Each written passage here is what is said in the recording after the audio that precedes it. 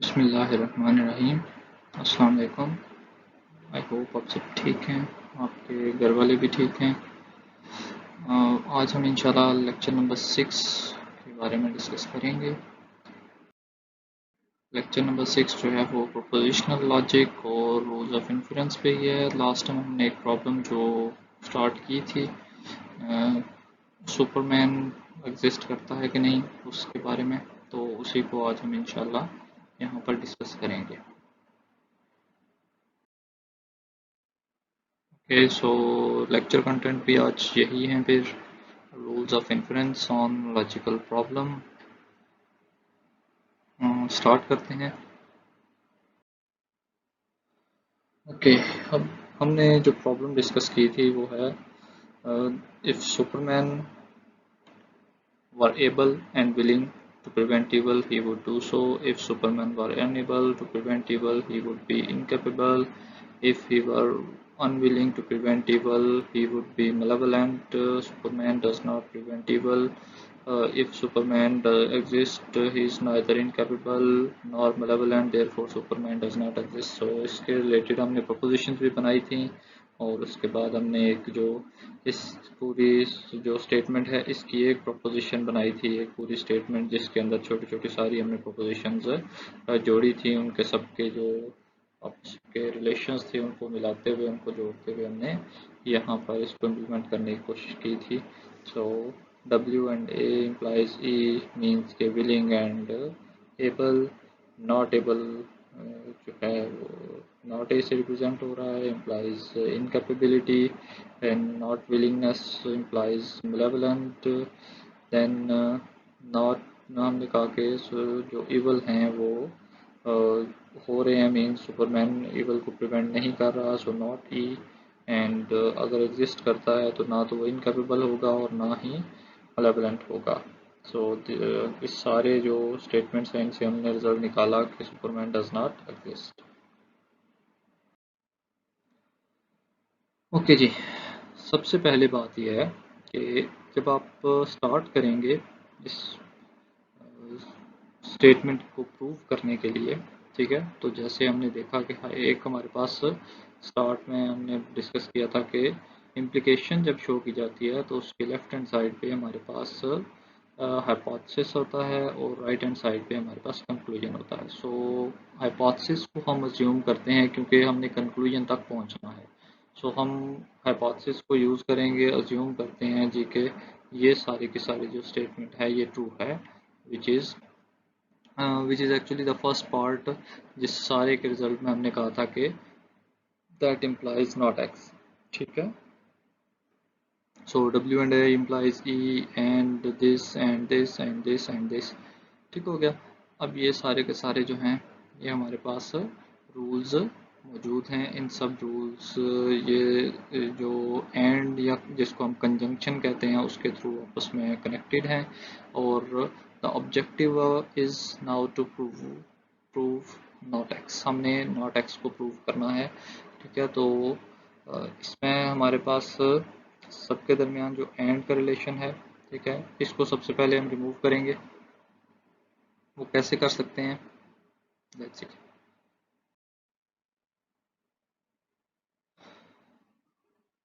हमने अजम्पशन की x, हमने प्रूफ क्या करना है नॉट x। सो अजम्पशन हम फिलहाल ये ले रहे हैं x के सुपरमैन एग्जिस्ट करता है। ठीक हो गया। इसको हम ये भी कह सकते हैं, जब हम एक चीज़ को प्रूव करना चाह रहे हैं, सपोज मैं कहता हूँ कि मुझे अगर प्रूव करना है कि मैं सच्चा हूँ, तो मैं कहता हूँ चलें इस बात को लेके चलते हैं कि मैं झूठा हूँ। ठीक है, फिर मैं अपने आर्गूमेंट्स देता हूँ और फिर उसकी बेस पे एट द एंड मैं प्रूव करता हूँ कि नहीं मैं सच्चा हूँ। ठीक है, अगर मैं झूठा होता तो मैं ये करता, मैं ये करता, मैं वो करता। ठीक है, सो मैंने ये सब नहीं किया हुआ, इसका मतलब मैं सच्चा हूँ। ठीक हो गया। इसमें मैंने सच बोलने का आर्गूमेंट नहीं दिया, मैंने झूठ ना बोलने का आर्गूमेंट दिया। ठीक हो गया। अब इसी तरह से यहाँ पर है, हम अज्यूम ये कर रहे हैं कि सुपरमैन एग्जिस्ट करता है। इसको कहते हैं प्रूफ बाय कंट्राडिक्शन। हम कंट्राडिक्शन से इसको प्रूव कर रहे हैं। सो एक्स हमने अज्यूम किया और एलिमिनेशन रूल अप्लाई किया जो नंबर 1 था हमारे पास रूल, जो सारे हमने सुपरमैन का जो हाइपोथेसिस, जो पूरे के पूरी स्टेटमेंट थी उसको लिया हुआ था, उसको हमने 5 प्रेमिसेस में डिवाइड किया। वो कौन कौन से हैं जी? W and A implies E, not A implies I, not W implies M, not E, ठीक है। और एट द एंड हमारे पास था X implies not I और M, ठीक है। अब ये कैसे हुआ है इसको हम अभी देख लेते हैं। हुआ ऐसा है कि जब हम कह रहे थे कि हमारे पास एक रूल है P एंड Q, ठीक है, तो हमने इसके बारे में कहा था कि यहाँ पर अगर हम एंड एलिमिनेशन अप्लाई करें तो हम सिर्फ P या सिर्फ Q जो है वो लिख सकते हैं, ठीक हो गया। सो सेम रूल यहाँ पर इम्प्लीमेंट हुआ है। अब इसमें चूंकि बहुत ज़्यादा एंड थे तो हमने हर एक पे ये रूल इम्प्लीमेंट किया और इसको अलग अलग करके हमने लिख दिया। इससे 5 रूल बन गए, ठीक है। ये सारे के सारे अगर आप बैक स्लाइड पे जाएंगे तो वहाँ पर चेक करिएगा कि ये सारे के सारे रूल वहीं से लिए गए हैं, सिर्फ इनमें से एंड रिमूव कर दिया गया है। अब ये सारी की सारी इंडिविजुअल स्टेटमेंट है इस P की तरह, ठीक हो गया। एंड इट इज़ पॉसिबल जब आप एंड एलिमिनेशन अप्लाई करते हैं, अगर किसी कोई भी स्टेटमेंट्स हैं उन सब के दरमियान एंड है और वो हमें पता है ट्रू है, तो जब उसको ट्रू लेके चल रहे हैं तो उसकी हर एक इंडिविजुअल स्टेटमेंट भी ट्रू होगी, क्योंकि एंड इम्प्लाइज के हमारे पास जब एंड ट्रू होगा तो उसमें मौजूद उसके साथ जितने भी वेरिएबल्स हैं वो सारे ट्रू होंगे तो ही एंड का रिजल्ट ट्रू आएगा, ठीक हो गया। सो ये हमने उसको ब्रेक डाउन कर लिया। अभी इससे हम मज़ीद आगे कोशिश करते हैं इसको साबित करने की। अभी हमारे पास एक आप रूल देखें, हमारे पास है जी x, ठीक है, जो हमने अज्यूम किया, और एक हमारे पास है x इम्प्लाइज नॉट आई और एम, ठीक है। इन पे फोकस रखिएगा, ये हमारे यूज होने वाले हैं अगली स्लाइड में। Now application of elimination on 2 and 7 drives another simple proposition, ठीक है। 2 रूल हमारा था assume x, 7 नंबर रूल ये था x implies not I और m, ठीक है। और इस पे हमने ये रूल अप्लाई किया P and P implies Q, इसका रिजल्ट ये होता है कि हम Q लिख सकते हैं, ठीक हो गया। अगर हमारे पास P है और P implies Q है तो हम इस पे क्या लिख सकते हैं? Q, यानी कि अगर P ट्रू है और P implies Q भी ट्रू है, इसका मतलब ये होगा कि Q ट्रू होगा।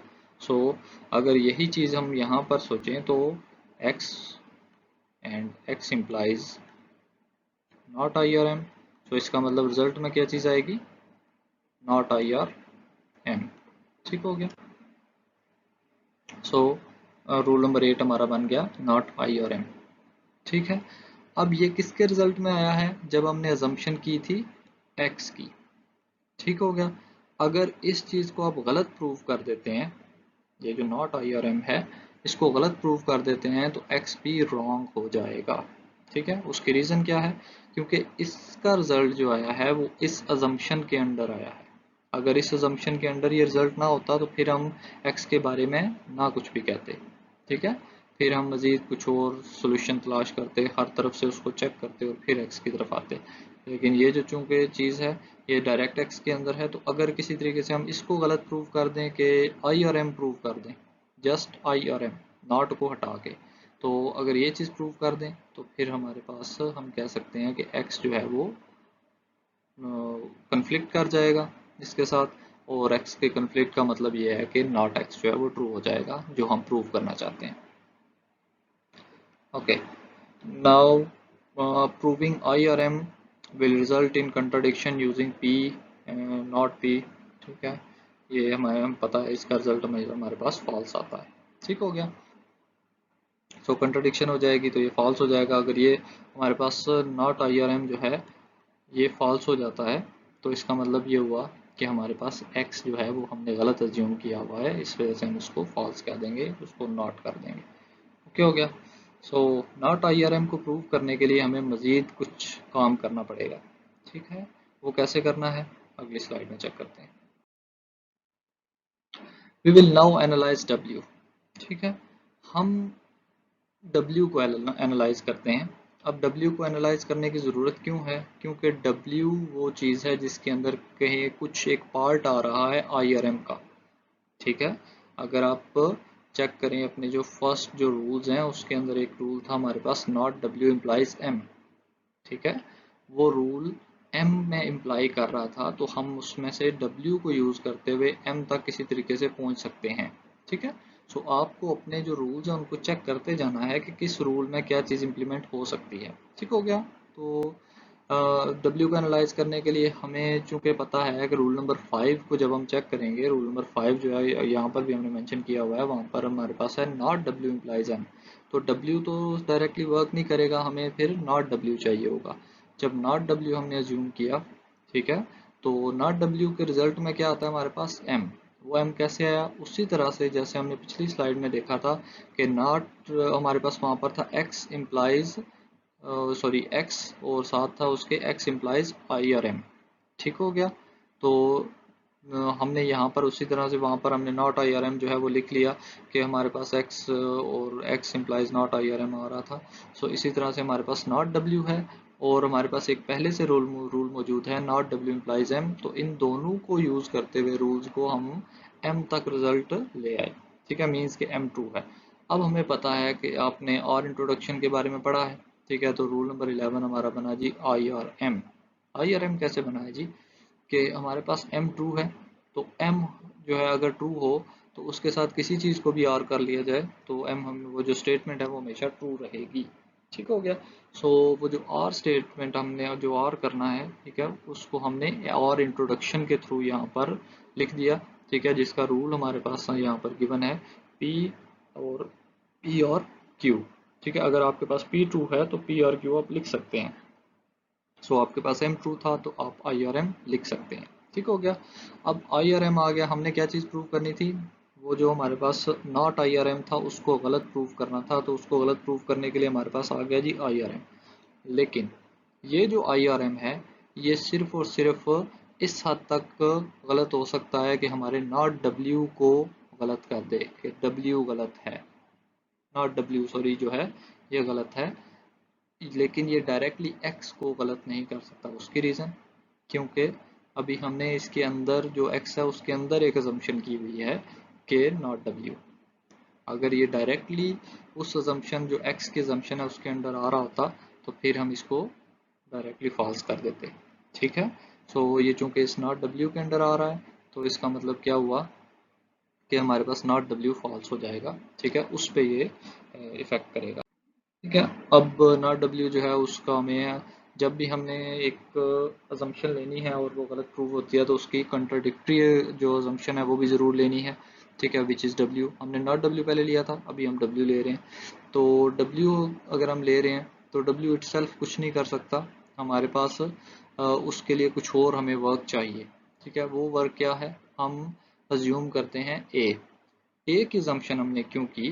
क्योंकि हमारे पास एक रूल नंबर 3 है जो स्टार्ट की स्लाइड में आपको पता होगा, आप उसको देख सकते हैं। उस रूल के मुताबिक ये है कि W and E implies E, W and A implies E, ठीक हो गया।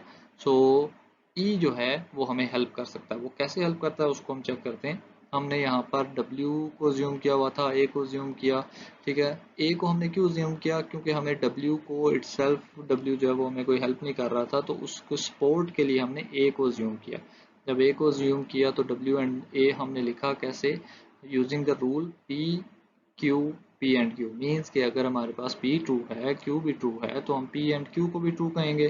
सो एंड इंट्रोडक्शन जिसको हम कहते हैं वो हमने यहाँ पर किया कि हमारे पास W भी ट्रू है A भी ट्रू है तो W एंड A हम लिख सकते हैं, ठीक हो गया। W एंड A लिखा तो उसी तरह से हमने रूल नंबर 3 और रूल नंबर 14 जो है इन दोनों को यूज़ करते हुए E लिख दिया, W एंड A, और फिर हमारे पास था W and A implies E, ठीक है। सो रिजल्ट क्या आया हमारे पास? E।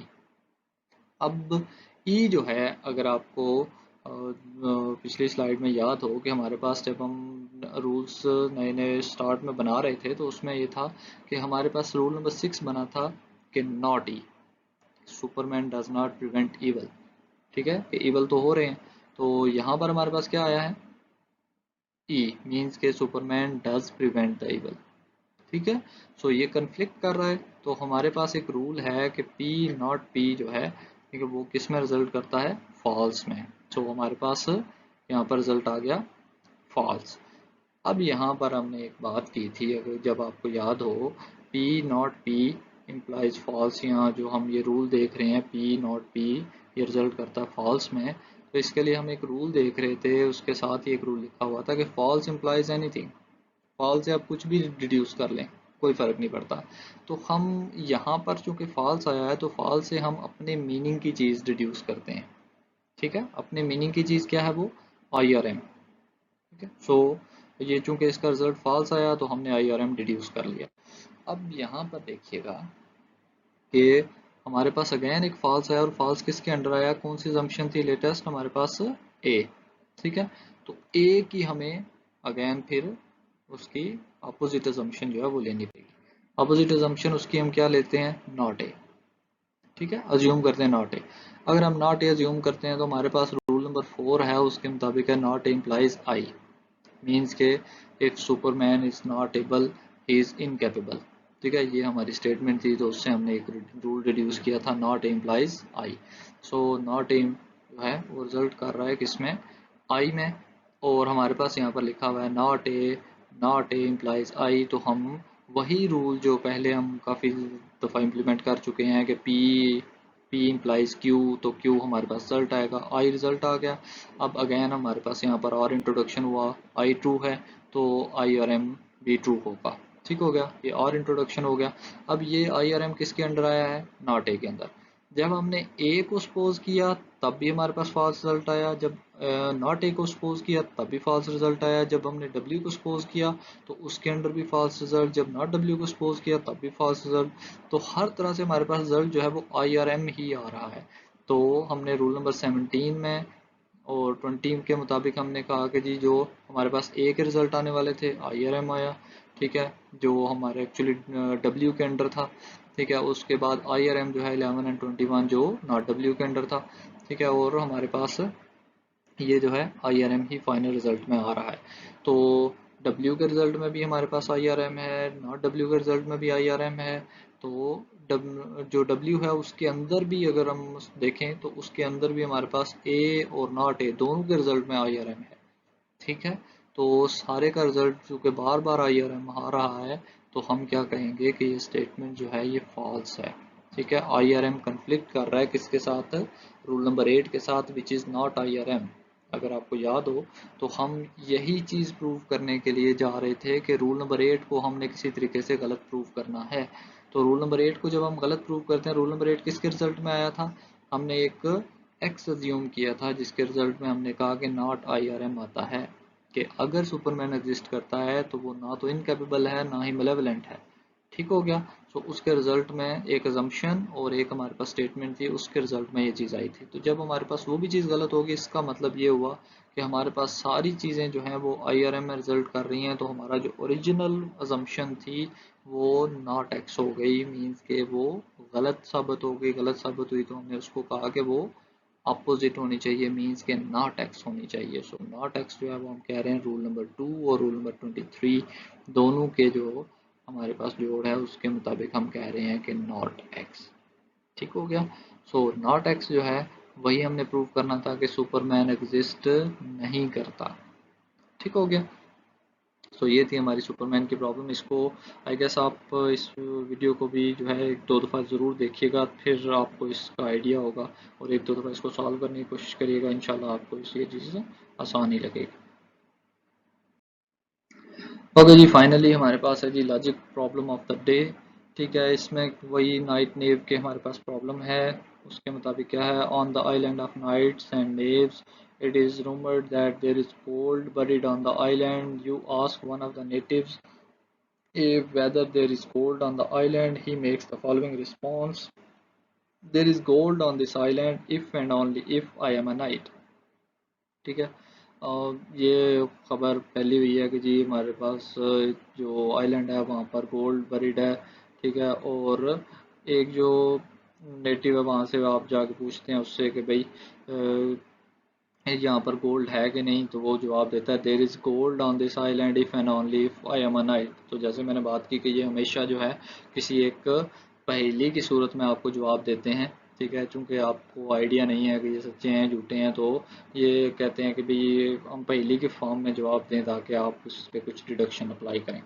So the problem is as follows, can it be determined whether A is a knight और नेव, ठीक है, can it be determined whether there is gold on the island.